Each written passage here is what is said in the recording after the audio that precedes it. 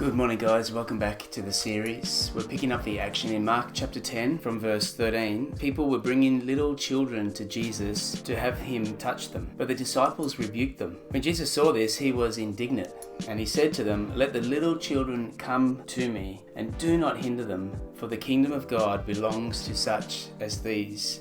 I tell you the truth, anyone who will not receive the kingdom of God like a little child will never enter it." And he took children in his arms and he lovingly blessed them. This week, our very family is facing some milestones. Let me tell you about some of my children. Our eldest daughter is now a grown woman and she is expecting her first child. So by the end of this week, you might be looking at a brand new grandpa. Come on, bring it on.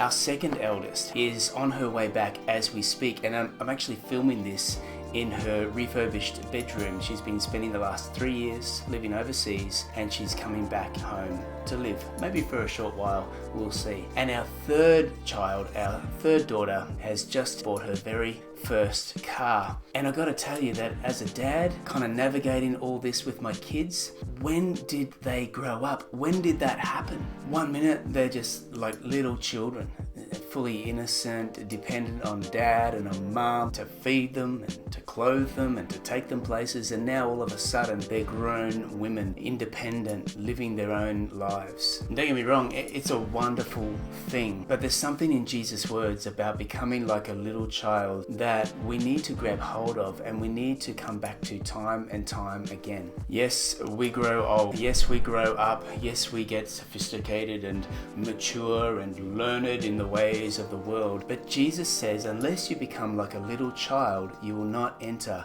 the kingdom of heaven. What did he mean by that?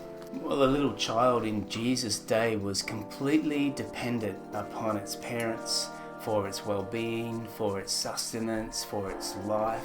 I believe Jesus is calling his followers back to a complete dependence upon God for everything for their lives. Little children have this sense of wonder about the world, and maybe Jesus was calling his followers back to the awe and to the mystery of the ways of God, a sense of wonder as we navigate this life. Little children find it natural just to trust, to place their hands in the hand of someone older and wiser. And perhaps Jesus is calling his followers back to that posture as well, where as we place our hands and our hope into someone whose hands have carried us before, whose hands are trustworthy, whose hands are reliable and strong. This passage tells us that Jesus placed his hands upon the children and he blessed them. So yes, my daughters have all grown up. Our kids are getting older and getting more independent, but to be honest, in a special place in my heart, they will always be Daddy's little girls. And no matter how wise or sophisticated we get,